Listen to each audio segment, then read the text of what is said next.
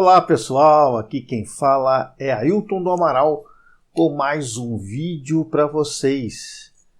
Dessa vez vai ser um vídeo um pouco diferente. Vai ser um vídeo que eu vou ter muito orgulho de fazer, porque mais uma vez, mais um inscrito do canal escreveu um livro. Gente, já é o quarto ou quinto inscrito do meu canal que escreve livros. Isso me traz um orgulho extremamente grande. Nesse vídeo eu vou falar de um livro muito especial para mim. Um livro que eu li e simplesmente falei, puxa vida, esse livro é a minha cara. Trata-se do livro O Mago, Compreendendo o Mistério da Existência, de Maurício Cury. Gente, esse livro trata de um assunto extremamente polêmico, principalmente para quem estuda magia, quem estuda ocultismo. O que é um mago? O que um mago faz?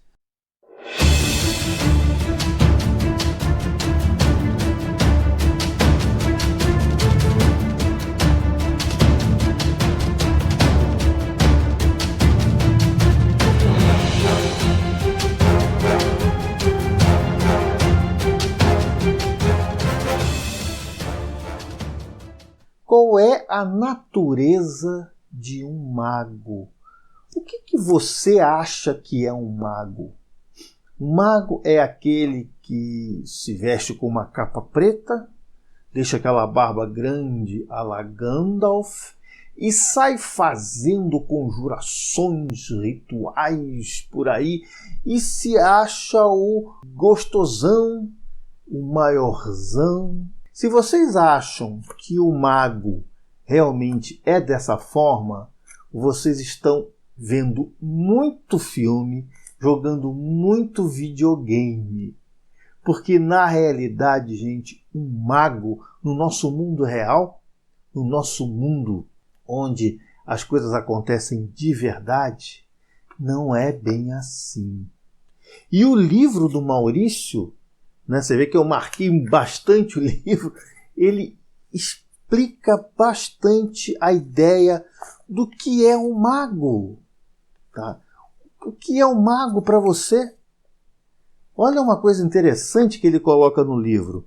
Sabemos quem somos e sofremos todas as consequências pela defesa deste ente. Mas e se tivermos equivocados a respeito? Gente, o que é um mago para vocês? É aquele cara macambuzo que vive, não, porque eu faço rituais, eu faço isso, eu faço aquilo. Será que cada um de nós tem um mago dentro de si? Uma outra coisa do livro dele diz o seguinte: o que parece ser o nosso drama pessoal, se analisado com mais acuidade, torna-se claramente coletivo. Muda-se os nomes, as circunstâncias e a época, mas a essência e os dramas pessoais gira sempre em torno das mesmas bases. Nós temos que entender o seguinte: nós não somos diferentes de ninguém. O meu drama pessoal, ele pode ser sim muito parecido com o seu drama pessoal. E às vezes nós achamos que somos os únicos, que temos esse drama pessoal.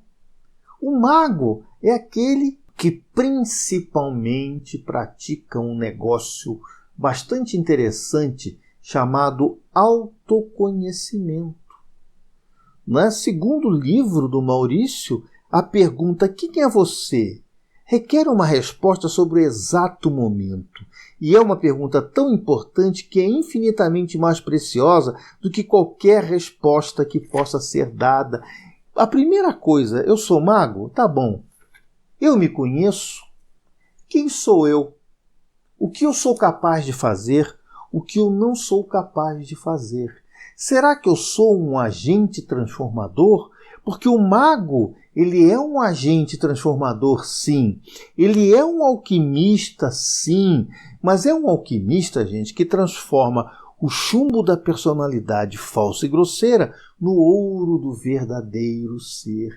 O mago é aquele ser que está sempre se reconstruindo, se autoconstruindo. Eu tinha uma estátua até que eu vendi de uma pessoa se autoesculpindo. O mago é aquele ser que vive o tempo inteiro se autoesculpindo. Ele não precisa pôr uma roupa preta, ele não precisa deixar a barba crescer, ele não precisa colocar medalhões de pentagrama, de hexagrama, tá? Ele simplesmente é aquela pessoa que tem que estar constantemente se esculpindo. Isso vale também para os relacionamentos interpessoais, né? O livro O Mago, do Maurício, diz: os relacionamentos interpessoais são muito importantes em nossas vidas, embora sejam grande parte do nosso sofrimento. Sim, gente, nós precisamos manter relacionamentos interpessoais, mas nós sofremos com isso. Como todos os seres humanos estão ocupados defendendo sua personalidade e tentando robustecê-la a todo momento, a possibilidade de haver um relacionamento realmente prazeroso, onde as pessoas fiquem relaxadas e em paz, é mínima. O mago é aquele que consegue perceber que para haver qualquer mudança significativa nos relacionamentos com as pessoas, é necessária a mudança de apenas um relacionamento. Qual é esse relacionamento? O seu relacionamento consigo próprio.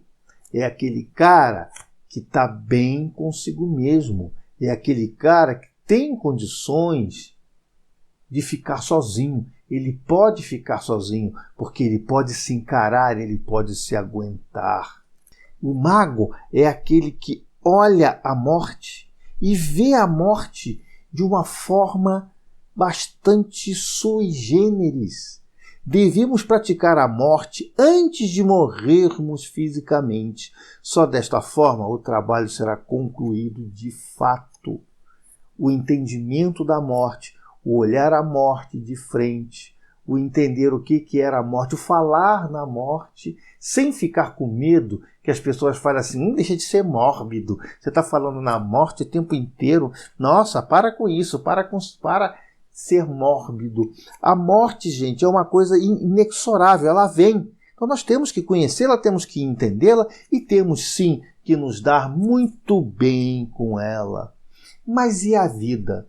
O que o mago se posicionaria pela vida? Segundo aqui o Maurício, muitos têm erroneamente a vida como antônimo da morte. Olha que pensamento interessante. A vida é uma condição imutável e não tem antônimo na perspectiva mística, porque morte e vida, ela pode ser a mesma coisa dependendo da forma como a gente encara. Morte e vida, ela pode ser feita da mesma forma. Um caminho do verdadeiro mago não consiste em se isolar da sociedade e nem se entrelaçar a ela, de forma a perder sua individualidade imperceptivelmente. O caminho do mago é o equilíbrio que Buda chamava de caminho do meio e também é conhecido como caminho do fio da navalha. Por quê? Porque o caminho do meio, gente, é muito difícil. Você acaba bandeando para um lado, bandeando para um outro, mas ao mesmo tempo é um caminho simples. Uma coisa bastante interessante, muitas pessoas se equivocam. No livro do Maurício tem uma passagem bastante interessante que diz: Jesus nunca foi cristão, Buda nunca foi budista. A criação de um eu religioso para somar os rótulos que já carregamos é um verdadeiro sacrilégio. Gente, as religiões, os criadores das religiões não puseram rótulo nas religiões. Uma coisa bastante interessante do entendimento do mago dentro de si é: não achamos corretos quando fazemos piadas cujos protagonistas sejam cegos, pois vislumbramos a possibilidade de um dia perdermos a visão. Mas piadas com os nossos colonizadores, com portugueses, são permitidas. Afinal, a chance do consulado português nos impor a cidadania é muito interessante. Ou seja, pimenta no burzum-fum dos outros é refresco. E esse é, claro, gente, o entendimento do mago, que o mago deve ter. Falando ainda de religiões, as religiões, elas são um reflexo da sociedade. A maioria das pessoas está preocupada em serem bem-sucedidas em tudo e em sofrerem o mínimo possível. A religião é uma ótima saída para quem quer um depósito apropriado para o descarte de culpas e receber a recompensa que é ter a seu serviço um Deus que lhe proteja e lhe beneficie. Né? A religião, o religioso é aquela pessoa dependente. Esse tipo de fé em Deus acaba se tornando uma caricatura e faz com que muitas pessoas prefiram o ateísmo, que em última análise torna-se também uma caricatura, pois se esforça demasiadamente em provar a inexistência de um conceito de Deus, que é muito óbvio que não possa existir. Tanto os crentes quanto os ateus estão ligados à mesma matriz, o Deus personificado. Eu sempre dizia, né, que ateísmo é uma religião. Né? O teísmo, né? O deísmo é uma religião do Deus e o ateísmo é a religião do não-Deus, mas ambos são fanáticos nas suas ideias. Tá? O mago, olhando em volta de si, vendo isso que está se passando dentro de si, qual seria um método que o ajudaria a entender toda essa coisa da vida, toda essa diferenciação da vida? A meditação, gente. Eu sempre falei isso para vocês. Esse livro parece que sou eu que estou falando, gente.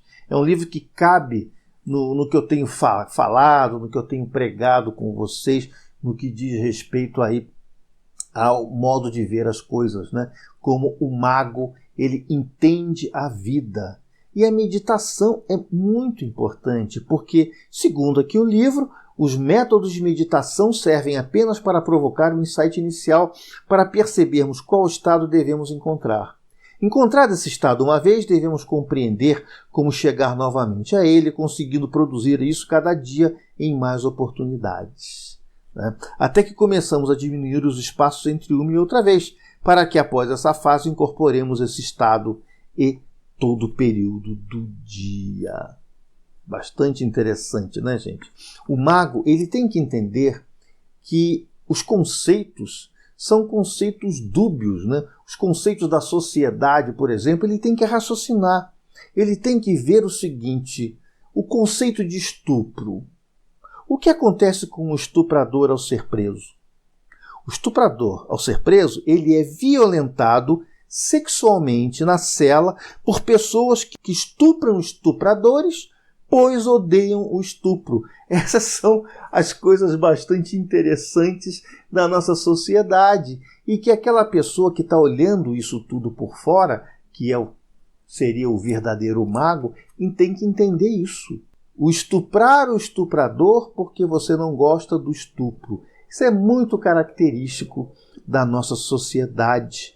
A nossa sociedade, eu fiz um vídeo, gente, já tem um tempo atrás, né? Introdução à Magia, o Bem e o Mal, Aleister Crowley. É um livro que fala do bem e do mal, do conceito de bem e do mal, o que é o bem, o que é o mal. Que conceito é esse? Conceitos colocados por uma sociedade que tem uma situação totalmente sem nexo.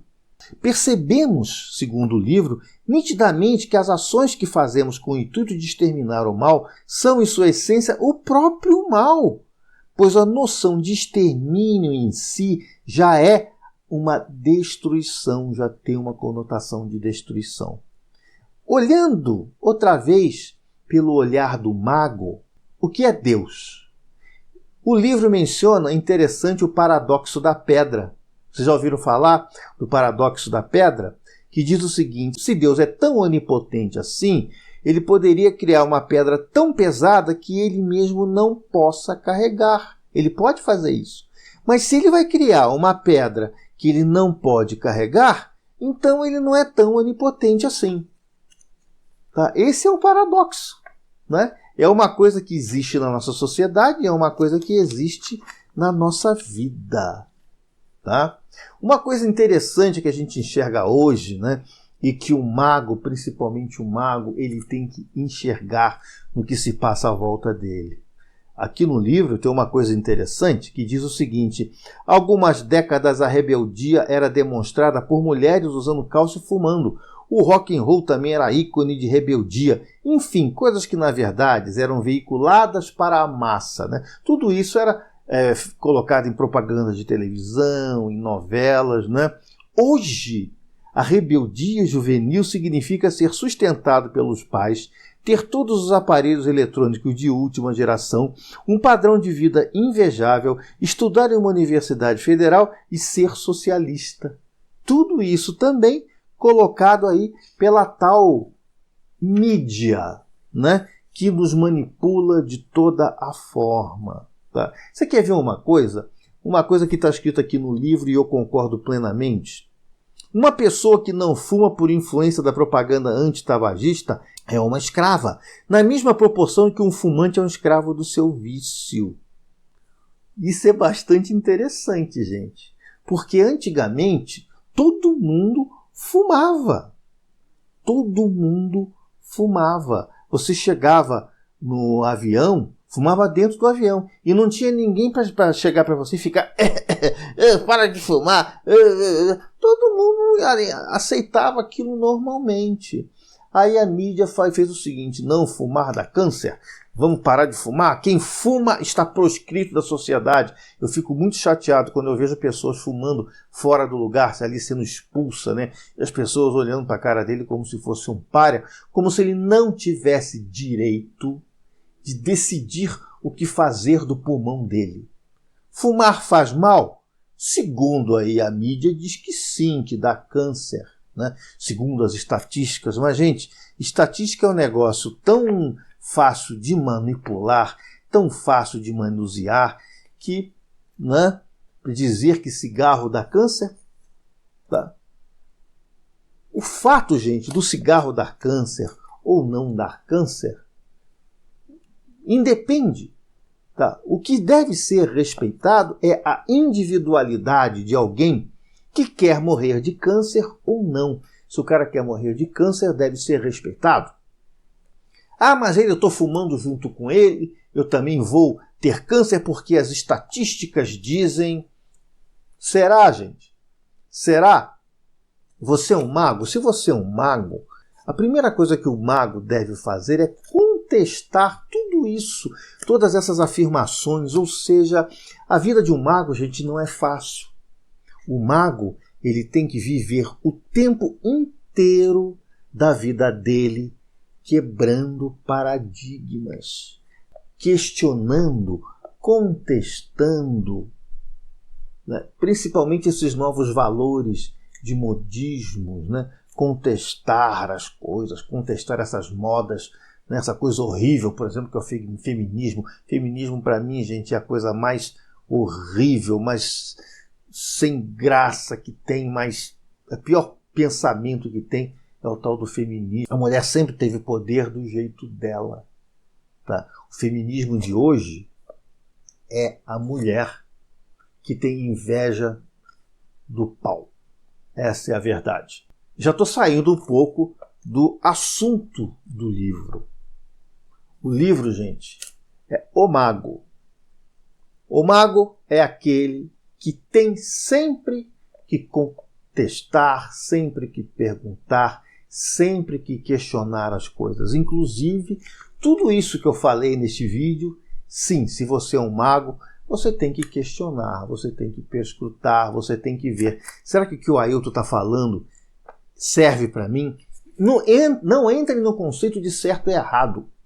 Porque o conceito de certo e errado, ele é um conceito vindo muito de uma forma muito externa. Entre naquele conceito que está dentro de você. Será que o que o Ailton está falando é correto?